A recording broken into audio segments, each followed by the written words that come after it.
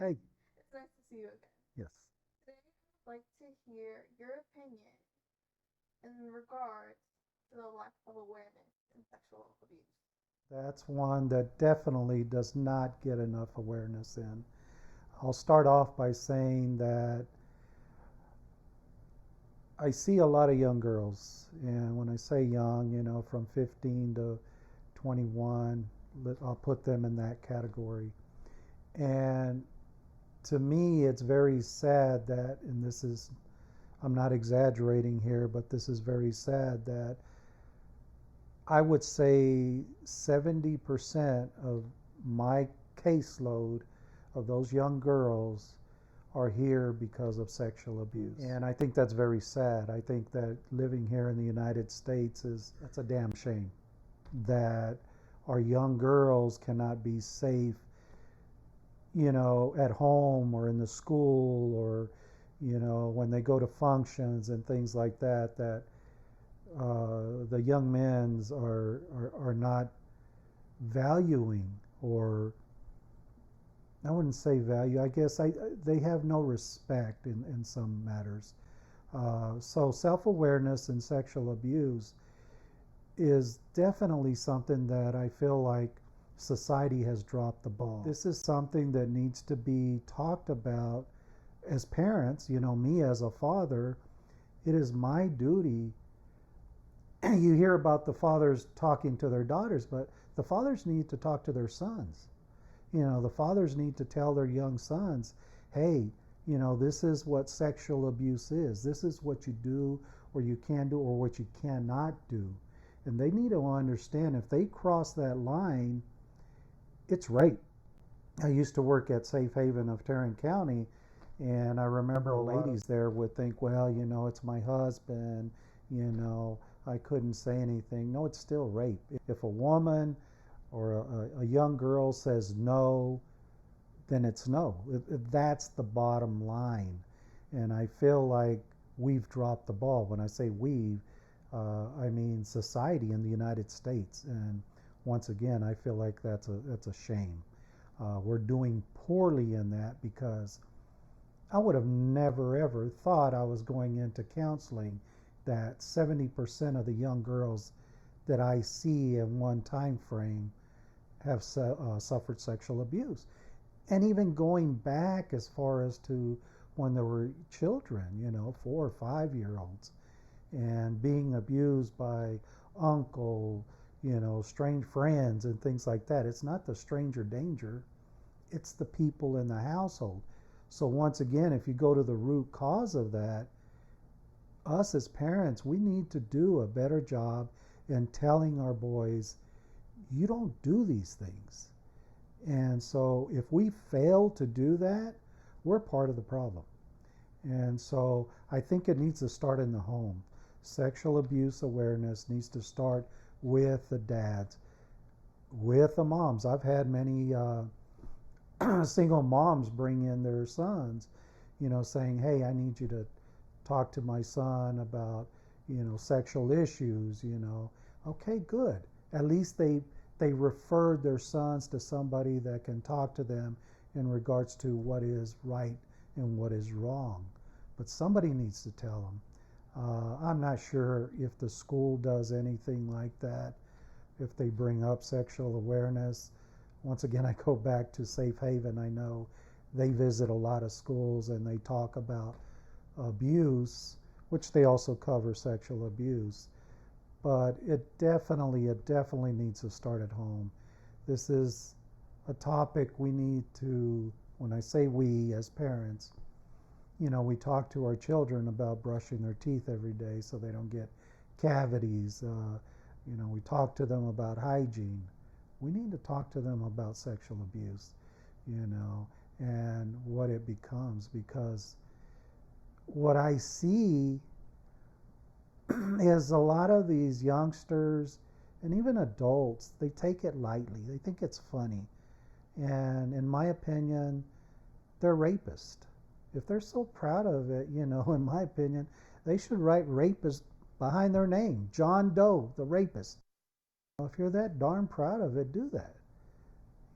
but it doesn't make any sense. They need to, if anybody's hearing this and you're a youngster, you're an adolescent, and you're going out on a date, respect the person you're going out on a date with.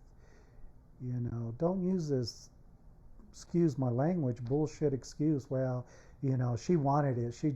No, that doesn't give you the right to rape somebody. And so, uh, yeah, sexual abuse awareness is, I feel like society is doing a horrible job, and it needs to start in the home, you know.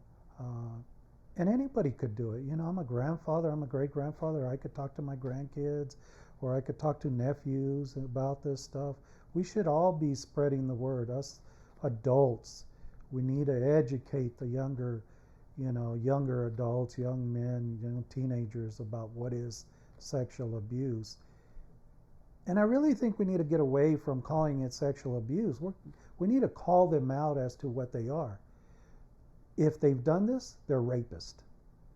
Okay, they need to register in their mind, oh, I'm a rapist. How good does that sound? How macho does that make you feel? And so,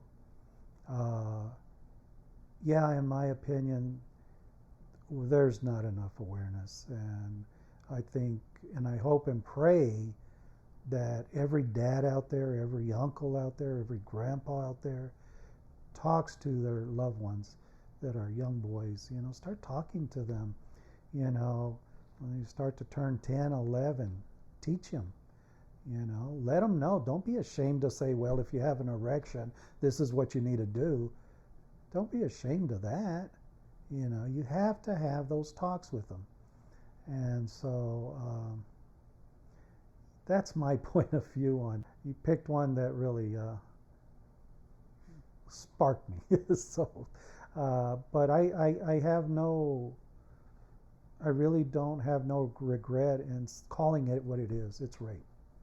And so, once again, for anybody that's hearing this and you've participated in these type of activities, I hope you get help. And if you don't, if you think it's funny, shame on you. You're a rapist. And so, but we need to start with the little ones. We need to start changing the culture. We need to start changing this. Counselors should never have 70% of their youngsters caseload, young girls, and 70% of them being, a victim of sexual abuse. That's out of control. And so, yeah. So I really encourage, like I said before, dads, uncles, brother-in-laws, talk to the youngsters. Start them off young. If you're uncomfortable talking about this, because I've encountered this, a lot of parents will say, I don't know what to say. Then, yeah, they did the right thing. They brought them to counseling. Find a good counselor that would help them and explain to them, what are the proper things to do and what is not proper. And so seek help. That's my advice for everybody. And hopefully we could see this pandemic, of young girls being hurt, not happening so much, especially, I can't believe it, in the United States. I've worked with a lot of folks from South America, and I'll never forget this one case I had where a lady mentioned that when she was young, her parents would dress her up as a boy. They cut her hair looking like a boy, dressed her up like a boy, so that on her way home from school, she wouldn't be targeted to be picked up and raped. And I think that's a damn shame. But now we're seeing this epidemic here in the United States, and that's shameful. But yeah, so we do need more awareness on the topic. Thank you. What is consent? In my opinion, I think consent is, number one, she's not intoxicated. You didn't drug this young girl to get consent. Okay, if she's intoxicated, if she's been drugged, if she has an illness, if she has a disability, there is no consent. It's a flat out no.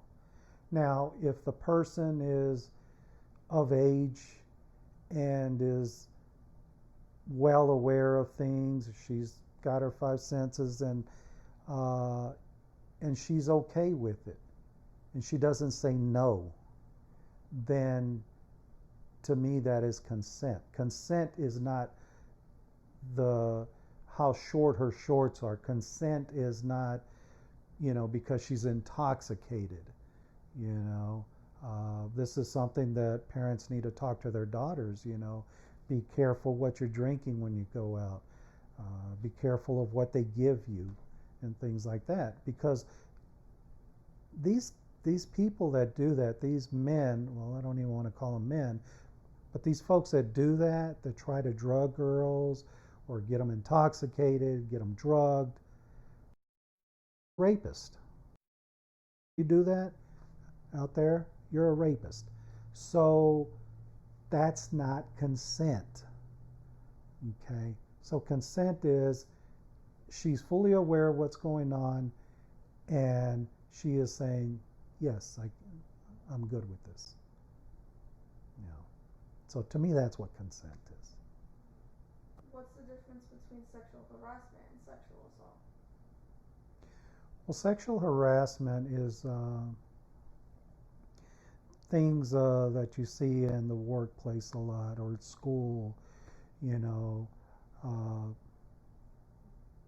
making sexual gestures, things like that,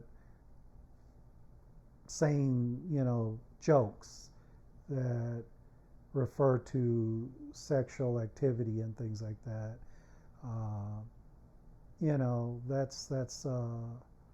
That is sexual harassment. A person getting too close to somebody can be constituted as sexual harassment. And so, but yeah, and what was the other one? Sexual abuse is once you've taken it that step further. Once you start to touch, you start to grab. There's a very long spectrum of what sexual abuse covers, but it's crossing the line from harassment. And so it could be unwanted touches, and things like that. And so that's where you got to be more aware of, even getting the proximity of somebody, asking, okay, am I too close, and stuff like that. You have to be aware. And so, yeah. All right, well, I appreciate you really bringing this up, because it's funny, I was reflecting on that not too long ago and thinking about the numbers in regards to my practice, and I can't imagine how many young girls out there who don't say anything, and are left to struggle internally for God knows how long, and how it affects their life. So I know you had said you had a pretty delicate topic to bring up, and I appreciate you doing that. And so yeah, I just encourage everybody. I know what you're trying to say. I encourage, once again, I know I've said this about 5 times already, but for parents to talk to their kids, young girls out there, you have rights. Don't be afraid to speak up. It's not your fault. Despite what anybody says, it's not your fault. And so at the end of this video, we'll put out some information who you can contact if you have been sexually abused and stuff like that. Okay. So you can get help. And so once again, thank you for bringing this up. I don't mind talking about it, and we fine talk about it, but